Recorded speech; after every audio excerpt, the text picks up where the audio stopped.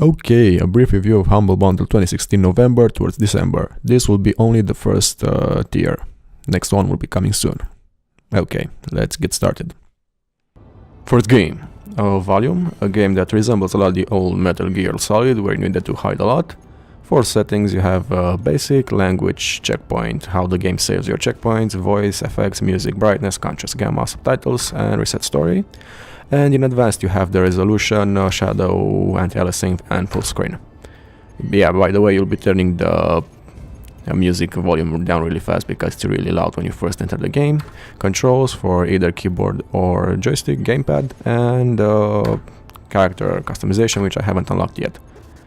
Credit, X game, simulation, where you can create your own puzzles, and they're gonna shit.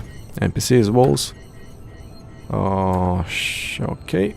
And run simulation. Core, you have the main storyline. Local, I think those are maps made by you. Online, those are maps made by others. Staff picks, other maps made by the staff, I suppose. I progressed through 25% of the story. I won't spoil it for you, but basically you're a futuristic Robin Hood. Okay, moving on to the gameplay.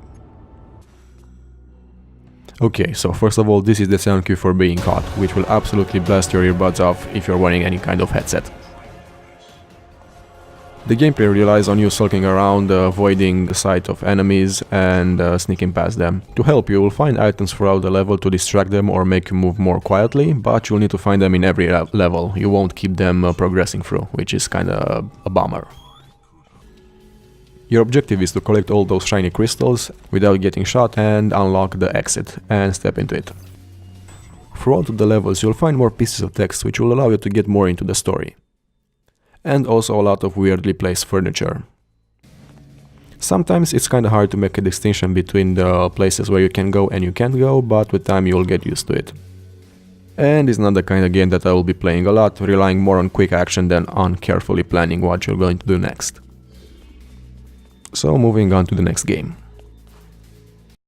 Okay, now TIS 100, a very interesting programming game. I like its approach.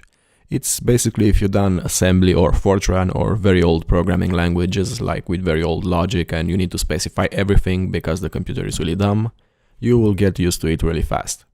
From here you can select segments, which gives you tasks to do shit, and then you select a program. You have multiple slots.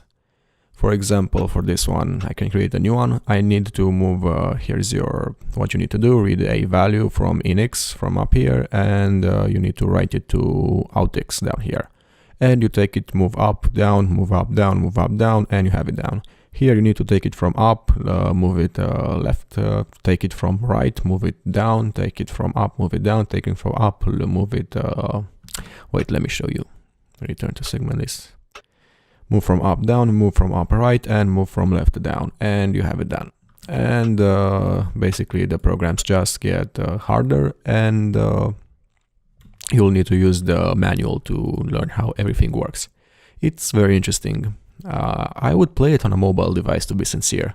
I don't think I'll spend much time on it on the computer. Anyway, and you can create your own puzzles, and that's about it.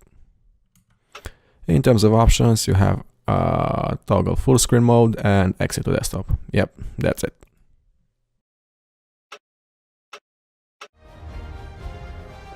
Okay, Legend of Grimrock. This looks very promising. Let's see some options. Yep, full screen, yep. Wait for vertical sync, wait, triple buffer. I'm gonna leave it on enabled. High, anything, nope. I'm gonna leave it on high. Okay, everything is high. Music ambient. The music is a little bit loud. I'm gonna reduce it a little. And I'm gonna fix it in post. Enable add directional movement buttons to the user interface. Mouse for movement. One click spellcasting. Cast spells automatically. Mouse. Also drawing a spell gesture, task screen mode, nope, invert horizontal, invert, nope, invert vertical. Okay. Custom dungeon, credits, custom dungeon, no custom dungeon, dungeon editor, no. Well now, I'm gonna relaunch the game. New game! No, don't do that. Difficulty normal, hard is... yeah, I'm gonna go normal. Create characters, old school mode. Turns off auto mapping completely. Arm yourself with a stack of grid paper and pencils. And be prepared to get lost in the dungeon. Beware, you can change this setting after starting the game. Okay.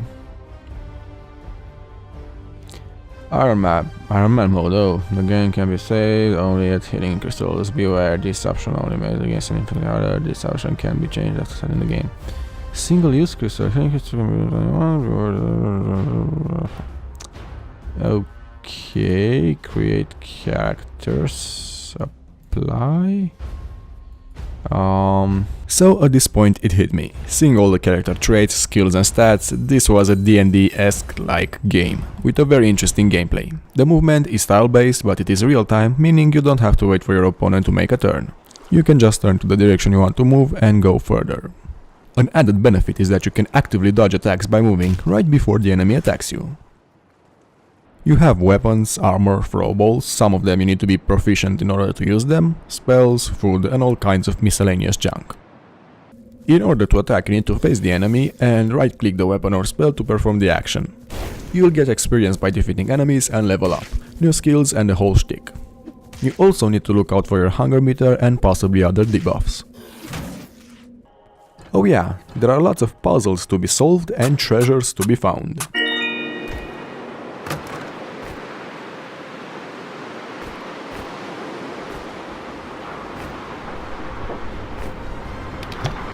The game really looks and sounds amazing, it has atmosphere, and if you like RPGs for $1, this surely will be worth it.